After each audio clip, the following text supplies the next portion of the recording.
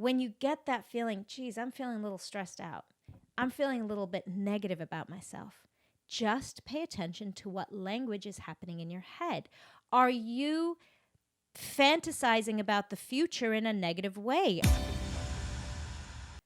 Hello and welcome to the Business of Happiness. I'm your host, Dr. Tarryn MacCarthy, and today is just going to be a great day. Today, we are looking at and focusing on language, the power of language in happiness. It's such a simple and enormously impactful tool. I am so excited to share this with you because when I start sharing with you some of these examples, you're going to realize how much language impacts your life, not just your experience of life, not just your joy or your ability to appreciate life, but the outcome of your life. It actually impacts your success. It impacts your health. It impacts your physical and your emotional and your mental health. Isn't it fascinating? It's one of these things that we have so much control over too. And it's also one of those things that we can be so unaware of and also be so susceptible to. You know, in our culture, it's very easy to slip into negative language patterns, and we don't even realize the impact that's having on us. This is such a great tool to use to turn it around. I was thinking this weekend, I was running. I've been off of running for a little while, and I want to get back into it. It's the spring. I'm enjoying being outside. I was traveling, and so it was a little warmer climate, so there was such a great reason to be outside running again and not on the treadmill. And so I'm trying to get back into my practice of running, which means so much to me. And as I was running, I was remembering my journey of running through my life. Now, I only started running when I was, oh my gosh, I think I was trying to get pregnant. It was during a time in my life where I'd not been looking after my body, and infertility was very real for us. And I remember I started running as a way of getting into shape. So, geez, I was already in my late 20s when I started running. And so running has had a pattern and a history with me, but I used to use very manipulative, threatening language to myself to get myself into better shape.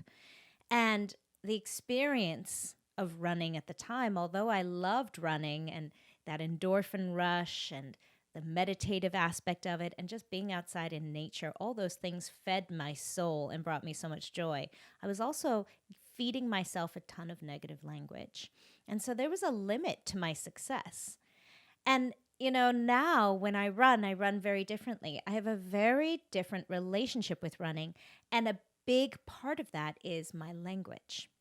So what I wanted to talk to you today about is how language impacts every single aspect of our lives and how we can use it to our benefit.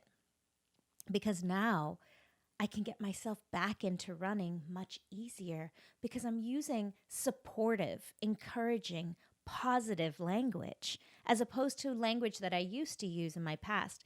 And, you know, I'm using the example of running here, but really it was reflected in every aspect of my life. I once thought that chasing myself with a stick, threatening myself, you know, telling myself negative aspects about myself, that would really incentivize me and motivate me to be different, change my habit pattern. And what it really was doing was tearing me down along the way.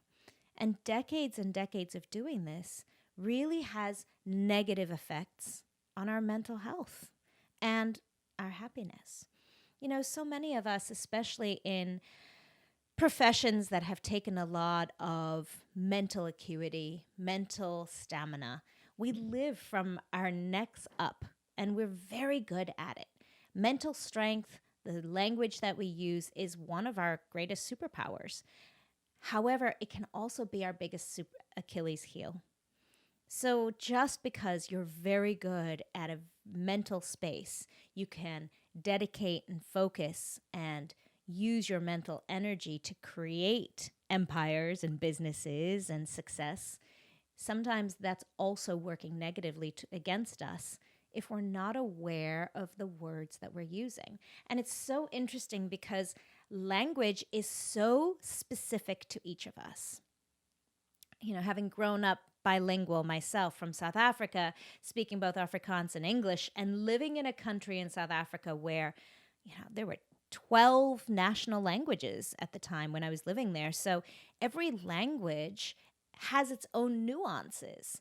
And when I later in my life started studying French, I realized, oh my gosh, there are things that you can say in one language with a word that there is no word for in another language. If you speak multiple languages, you know what I mean.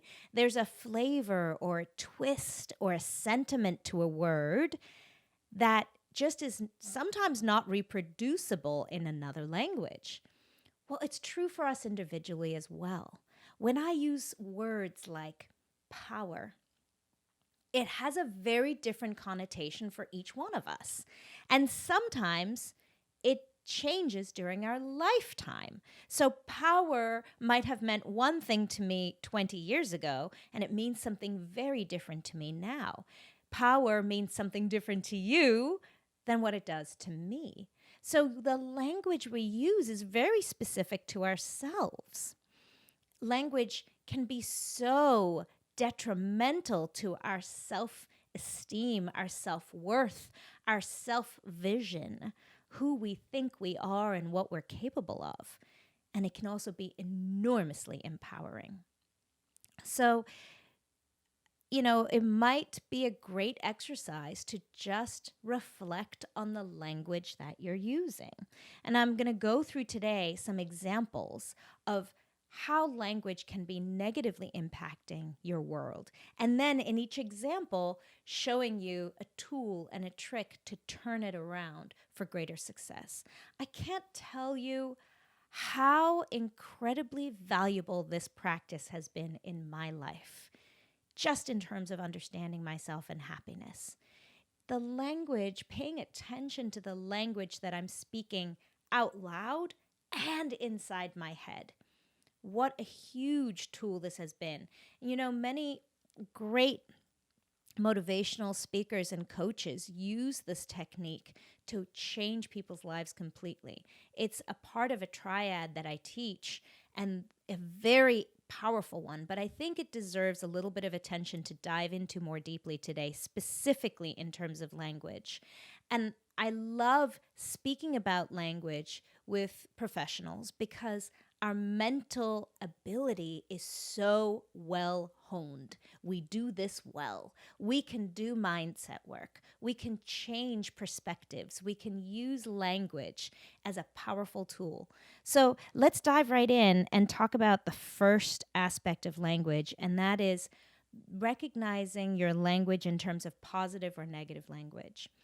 If you're constantly living in negative languages, negative verbal cues, then it literally has an impact on your vibration, where you're living. Are you living in a more positive, empowered state, or are you living in a more victimized, disempowered state? So negative language would be anything from self-denigrating language to negative perspective on what's happening outside of you, focusing on negative things. And that's what language really does. It makes us focus on something. So if we're negative all the time, if that's our go-to, we're going to start feeling negativity. If you have negative language about the weather. And the truth is, there is always an opportunity to complain about the weather.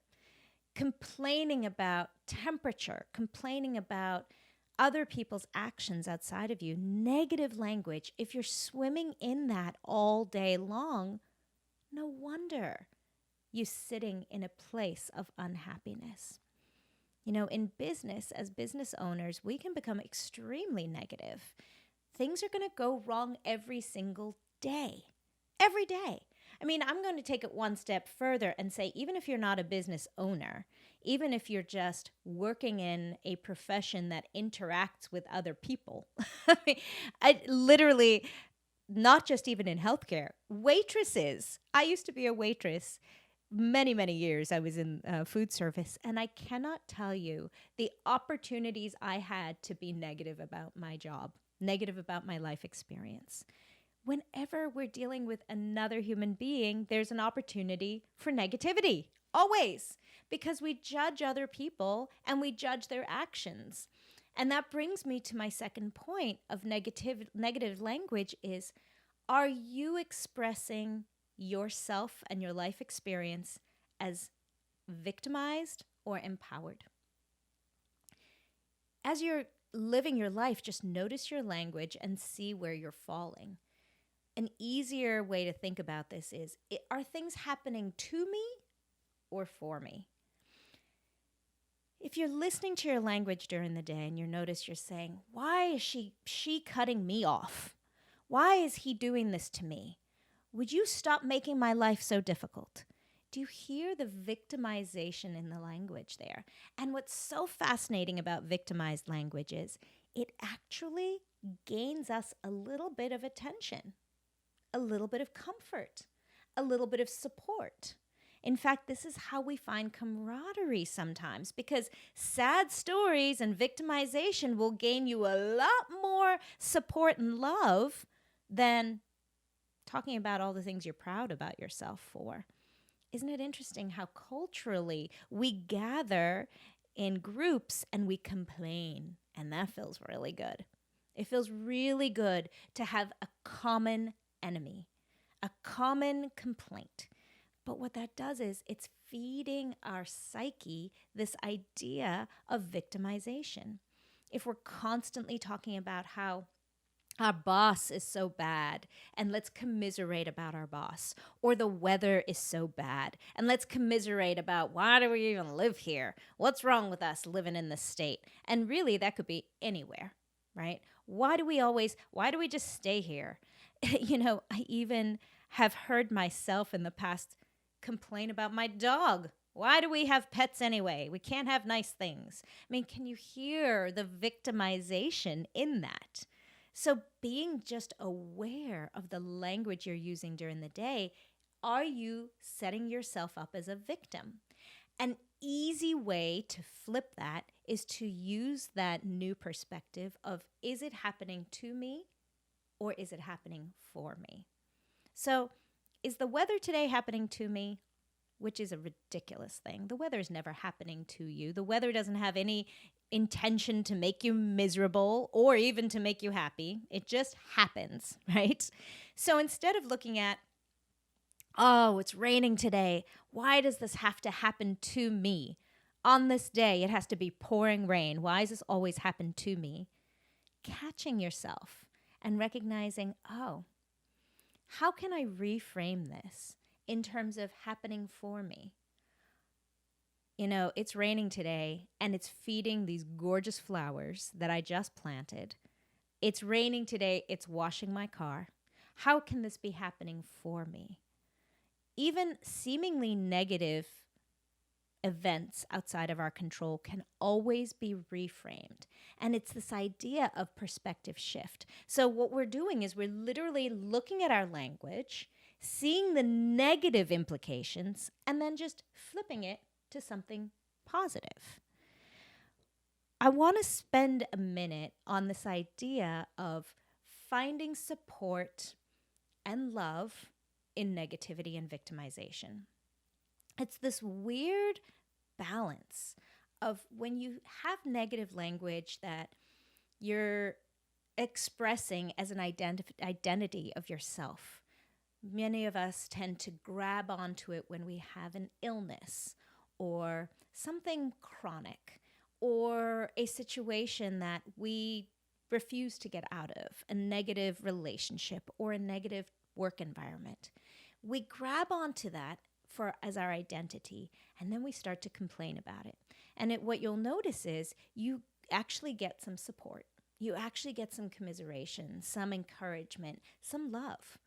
But it's very short-sighted because it's actually tearing you down, and those relationships will not be long-lasting. It is so exhausting to be a friend of someone who is always in a negative space. Do you know someone like that? Can you think of someone who you have tried to support, tried to encourage when you thought they were going through a crisis, and then that crisis just perpetuates, and then again, and then again, and every aspect of their lives is negative for decades? It's very difficult to continue to support them. It's very difficult for us to maintain those relationships. And so the irony of it is we gain a little bit of support and love in the beginning of our victimized identity, but we soon lose love. We soon lose companionship when we perpetuate that negative persona. We want to be around happy people. And we want to be around people who take ownership of their lives, who understand empowered action and decision making. And please do not think for a moment that it's not important to feel your feelings. If you have listened to this podcast, you know how critical that is to your happiness. Identifying and acknowledging how you feel, even the negative. Absolutely. But then the next question is, how do we find empowered action to take ownership of our happiness and responsibility for our happiness? And one of those aspects is through language. And recognizing, just having awareness is such a critical superpower, because being aware of how you've used language to maybe gain a little bit of love and connection. Have you been using gossip, for example? It's a great example. Gossip is one of those very culturally accepted things. I'm going to speak as a woman here, especially as women. We tend to get together and tear other people down to make ourselves feel better. And when we have a common enemy, that really helps. We start to feel an identity, a common support amongst our peers. And one of the things we're always looking for is belonging, even if it means at the cost of somebody else. So are you noticing gossip in your life? But here's the thing about gossip is it feels good in the moment, but it's actually a judgment. It's actually judging others. And when we judge others, we have to impose that judgment on ourselves. And that feels terrible. So I'm even talking about gossip, how it impacts us. I'm not even talking about how negatively it impacts others and what a sad thing that is to be wishing something negative on someone else. I'm talking about how it's affecting you, my friend. You know, when I first started noticing how much gossip was a big part of my life, I couldn't believe it. And it was actually really difficult for me to stop. And just that awareness was, I'm just looking for someone to agree with me. I'm just looking for love and connection. Just having that awareness allowed me to rise above gossip. And, you know, if you're sitting here thinking, oh my gosh, I gossip all the time, try not to admonish yourself, because that's also disempowering. Another very big aspect of disempowering language is when we beat ourselves up. I mean, that's a direct attack on ourselves. So the first part of awareness of the language you're using is so critical. But the second part is, don't be so hard on yourself. Don't beat yourself up. Don't get angry. Don't get blameful of yourself. Don't judge yourself. Just recognizing, wait a minute. I've been doing this. I've been tearing other people down in a group only because I'm looking for love. And that's okay. And now I get to choose differently. So instead of getting excited about someone else's story, or being the one to have the news, or being the one in the know in the community so that I can spread stories and surprise people, all I'm noticing is I'm just looking for people to accept me and to appreciate me and to value me. And how can I choose that in a more empowered way that not only lifts others up, but lifts me up along the way? I want to be recognized for the great things I do, not for knowing the secrets of people I love. Pulling other people down to feel better is very short-sighted. It feels really good in the moment, but it's very short-sighted. It makes us feel bad about ourselves. Another aspect of language is recognizing truth versus story. Sometimes the embellishment of a story also gets us some attention, but embellishment of stories is also short-sighted because it creates an idea in our psyche of something that just isn't true. Oh, you're killing me. Is that true? Is that language? You're killing me. This is killing me. Oh, I'm not going to make it through the day. That language of exaggeration, is that true? Stories we create, this is happening to me, following again in that same line of what's happening to me as opposed to what's happening for me. What is the story you've created there? An example is if a friend of yours sends you a text and says, "We need to talk." What is the story you're creating in your head around it? And what is the truth? The negative story you might jump to is, uh-oh, I did something wrong. And the minute we start creating the story, we love to embellish because then the story takes on a life of its own. Have you ever done that? Where you've created a story and all of a sudden you're thinking, okay, when was the last time we were together? What was I saying? How did I say it? How could they have perceived it? Then you imagine, oh, should I have noticed this in previous conversations? Have they actually been alluding to this discomfort in our relationship? What was the sign I had the next day? And do I do this in other relationships? I mean, I've just wasted 30 seconds on a story that could very possibly not be true. And haven't you and I done that for hours? One of the places I used to do this the worst, I don't know if this ever happened to you, is in the shower. I would run stories over and over and over again in the shower. And they weren't even true. They were just imagined stories. If you're listening to this podcast, chances are you didn't get into business to be miserable.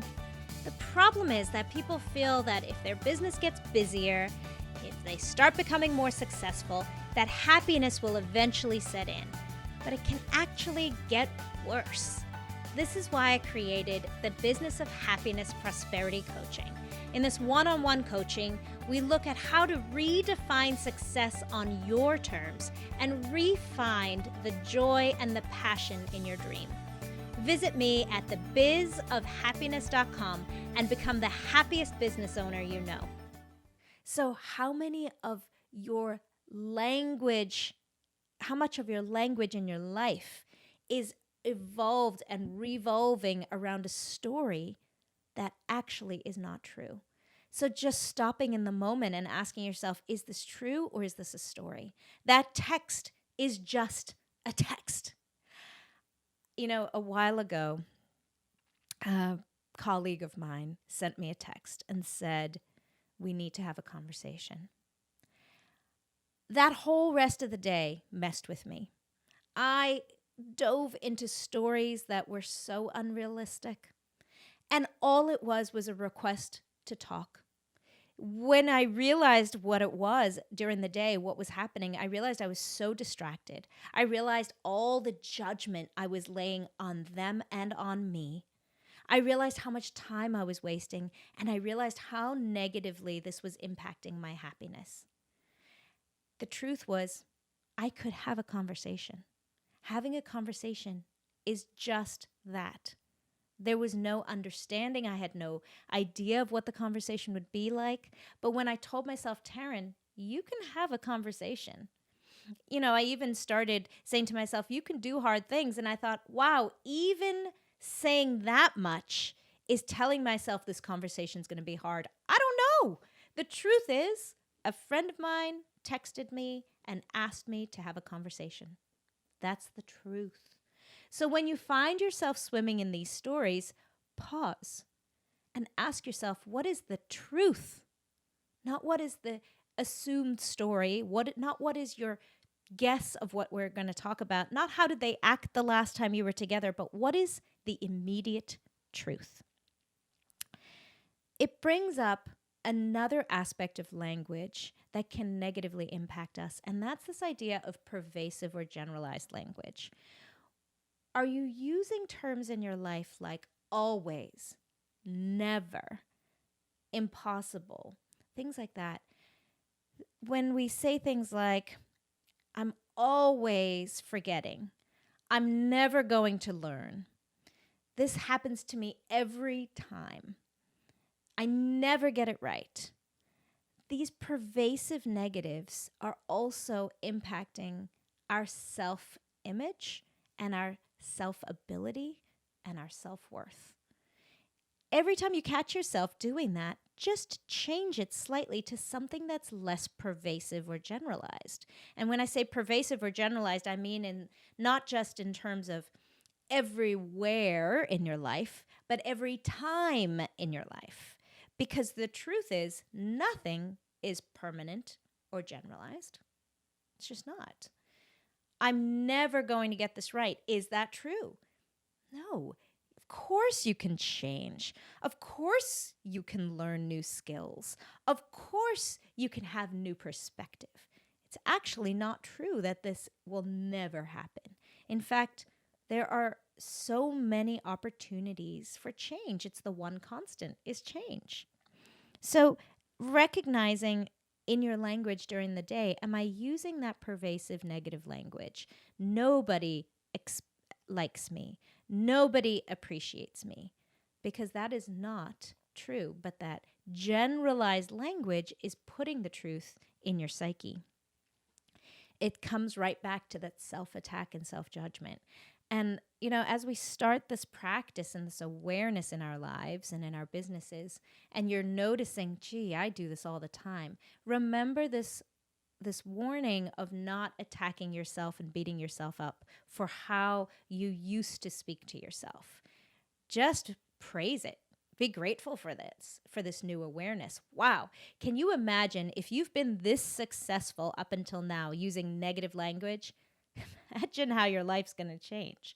And that's why I love this practice, because it's one of those things in coaching that changes your life immediately.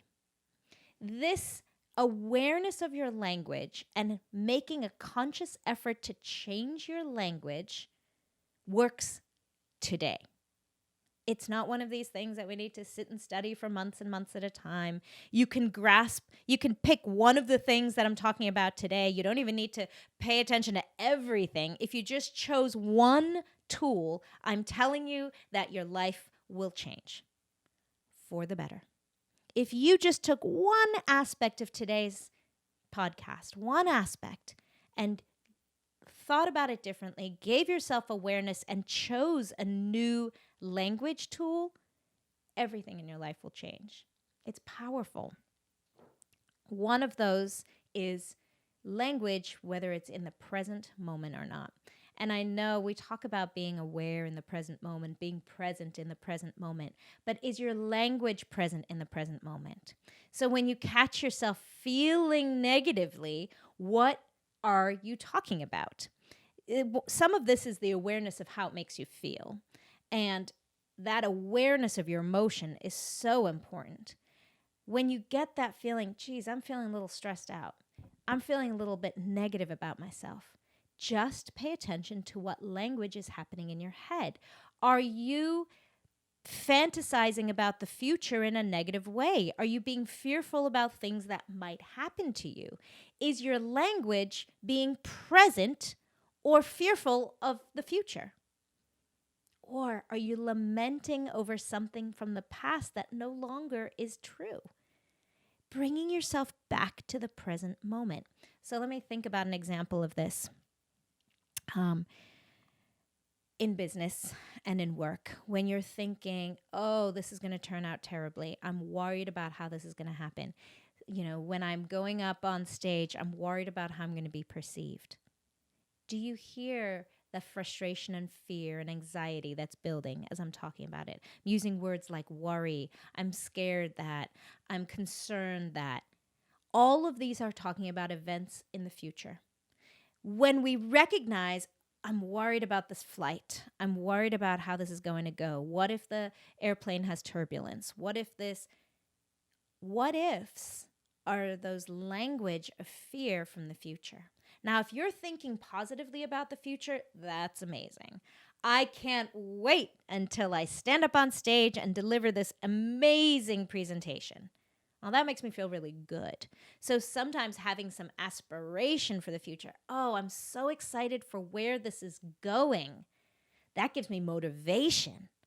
But when I start threatening myself with the future, when I start fearing myself with the future, that negative language puts me in a really uncomfortable, disempowered state in the present moment. And that's when coming back to the present moment helps. Right now, I am working on this to make it its very best. I am preparing this talk so that I can stand up on stage and do my best.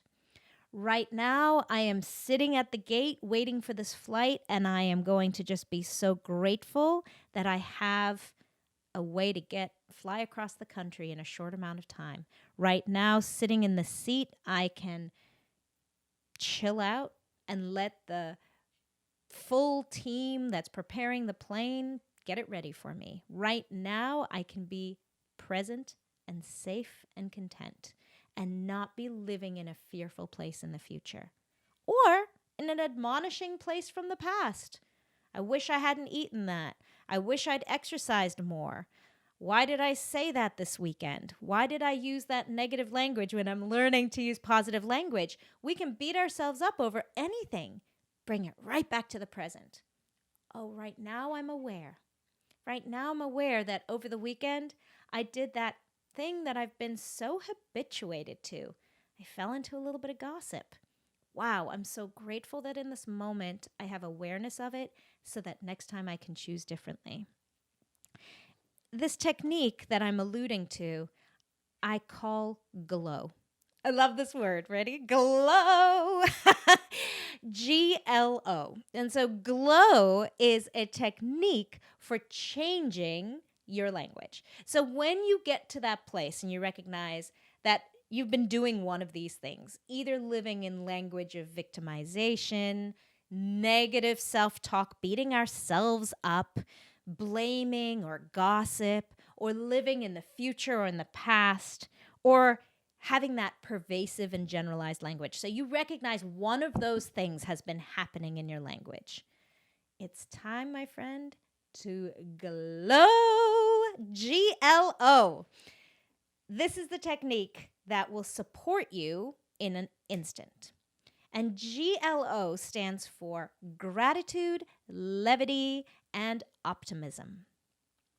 Gratitude, as you know from this podcast, is one of our biggest superpowers. It's how we can reestablish empowerment and positive perspective, just appreciation for what there is, just being grateful, Gratitude is such a critical skill. It is such an empowered tool in every single aspect of your life, in relationships, in personal development, in business, in happiness, in health.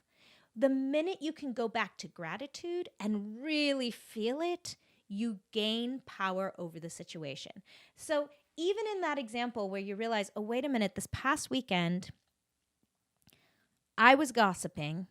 I don't want to gossip anymore. I recognize how difficult that is and how disempowering that is. And I did it again, damn it. In the moment, gratitude. Now, how can we find gratitude when we're recognizing that we were doing something negative? In awareness. That's it. Just having gratitude for the awareness. I am so grateful that I'm now in a place where I can be aware. My whole life, I didn't even know I was doing that. I didn't even realize, but now I am so grateful. Even in terms of negative things happening to us in our lives. Something happened in your life. How can you find gratitude for it? Well, for example, I'm going to talk about migraines. I suffer from migraines. Oh, and hear my language, by the way, very aware of what I just did. Suffer from language. Every time I say that, I suffer from language. I'm telling my body I suffer from language. So turn that around. Once again, gratitude for the awareness, gratitude for that language that I just spoke. I don't want to say that anymore. But let's talk about migraines. When I get migraines, how do I find gratitude in the moment? Well, number one, I'm grateful for medication. I'm so grateful that there is pain medication that I can take to help me feel better. Number two, I learned about migraines for myself, that when I have a migraine and I take medication for it, I really can't do as much. So believe it or not, on those days that I have migraines, I actually give myself permission to slow down and focus on one thing at a time. Now, that might seem really strange at first that I'm having gratitude for the migraine. And I don't wish myself to have migraines. I don't want to have migraines. But when I have one, I find the opportunity in it. And I'm grateful today I get to slow it down. Today I have a headache and I'm going to take one step at a time. Having gratitude for this medical system that we have. You know, there's so many countries in this world where they don't have the same access to medical care. I'm so grateful that when I have a migraine, I have resources I can call upon. I'm so grateful that I know after living with migraines my whole life, I know what works for me. I'm so grateful that migraines tell me about toxic things in my environment, about things my body doesn't like, actions my body doesn't like. Maybe I've been too stressed out. It's a little alarm, a little alert reminding me, Tarryn, you've got to slow down. Whenever we find that negative language and we start creating a negative existence for ourselves, gratitude brings us back to the abundance that's around us. Because negative language, what it does is it blinds us to the opportunity and the support and the abundance that we do have. But gratitude refocuses us and gives us an opportunity to see it differently. And here's the biggest part: feel better. Feel better. You know, I'm so grateful when I have a migraine that I took this hypnotherapy course and I learned hypnotherapy, because hypnotherapy helps me feel better about migraines. When I'm in the moment, it is such a powerful tool. It helps me so much with the pain. So grateful for that experience. Let's get to the second letter in GLOW, levity. Levity allows us to take life a little less seriously. That's why I love the word glow. I even love singing it. Glow! I mean, it's ridiculous when you hear me say that, but I love to throw that in. When I find myself getting into a negative, taking myself so seriously, getting really depressed, it's literally when I start singing the word glow. I stop and I feel ridiculous. I mean, my kids think I'm insane. And that's part of the intrigue, by the way. Whenever your teenage kids think you're insane, that's a win in my book. But I literally stop and I say to myself, glow, levity, this is all not so serious. This is not so serious. We take ourselves so seriously. We create these enormous problems for ourselves that don't exist. And we stimulate this fight or flight response to a tiger that's running right at us that isn't even there. Levity, laughing at yourself, just giving yourself a moment to laugh and say, oh my gosh, here I am again. I did it again. Come on, Tarryn, this is ridiculous. Lighten up, my friend. Lighten up. Tony Robbins uses this technique all the time on stage. when he finds somebody in the audience who's just really swimming in a very victimized place, in a very unhappy place, he throws in some amount of levity. He'll ask them, when was the last time you farted? I mean, literally, he'll say ridiculous things to shock them and then to bring levity, to remind us that life is not that serious. It's not that serious. Add some levity, add some lightness and some humor.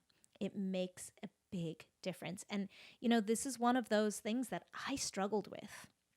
If you're listening to this podcast and you think, I am not the jokester. I am not the one who makes fun and who's easily laughing or making jokes. That was me. I took life so seriously. When we building businesses and creating empires, or even when we're so impassioned about something, feel so strongly about supporting a group of people, we can become so intense about it. But there's a huge benefit to finding levity. There's a huge benefit to pulling yourself out of the seriousness and giving yourself a little reminder and perspective. The other thing that brings me to levity is music. Music lightens the mood for me. I use music all the time. That's probably why I sing the word glow, because when you add music, for me, that gives me a little bit of lightness, a little bit of,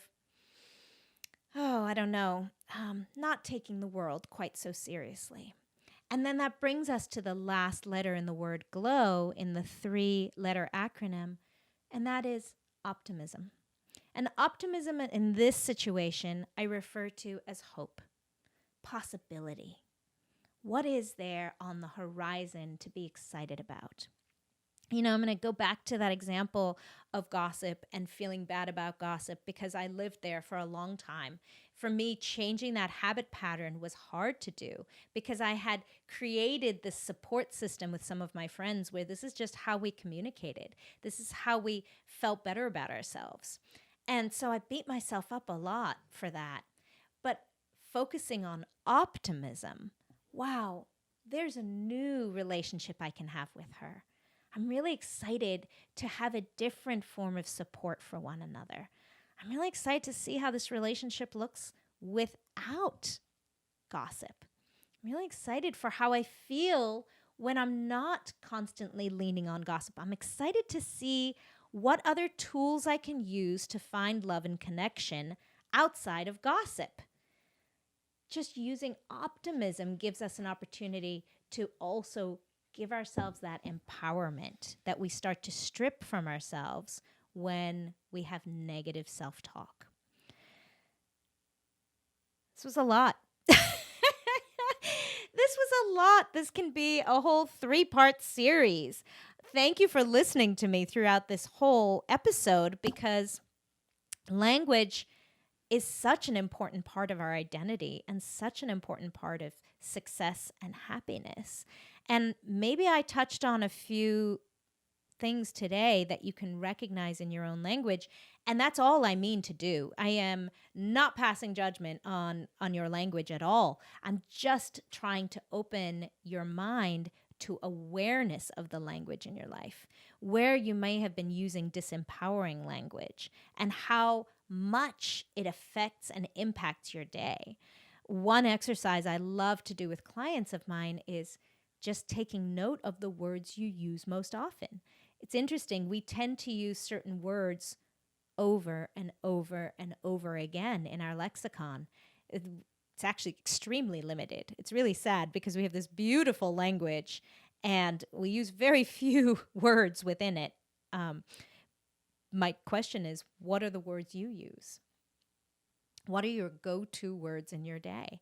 And so a practice is just to start writing them down. There was a time in my life where words that I would use a lot were things like crisis and overwhelm and stressed and not enough time, too little time. And when I wrote them down over a week and I realized, oh my gosh, I'm feeding these words to myself all the time. No wonder that's become my reality. I started to choose new words. And it's a practice, when intentional, can actually be really powerful. We have the opportunity to choose new words. And when you start choosing new words regularly, a whole new habit pattern comes. There is so much strength in choosing language that's empowered and supportive and optimistic. And if you take nothing from today other than this ridiculous sound of me singing the word glow, gratitude, levity, and optimism are the words you're using in your daily practice expressing those three things: grateful, appreciation, not taking yourself so seriously, and then optimism and hope for feeling better, a greater, more expansive future, a greater, more empowered idea and vision of yourself, greater happiness. It's possible. Thank you again for listening to this episode. Remember, my friends, that when you feel good, you can do good. And if this episode has resonated for you at all, and you know of someone who needs this message, who just needs some more support, send this episode to them. I would be honored, and I welcome them to the business of happiness. And as always, remember, you are incredible. You are amazing. You are doing amazing things. Don't take yourself so seriously, because you can do amazing things when you allow yourself the opportunity to see the greatness within you and to glow.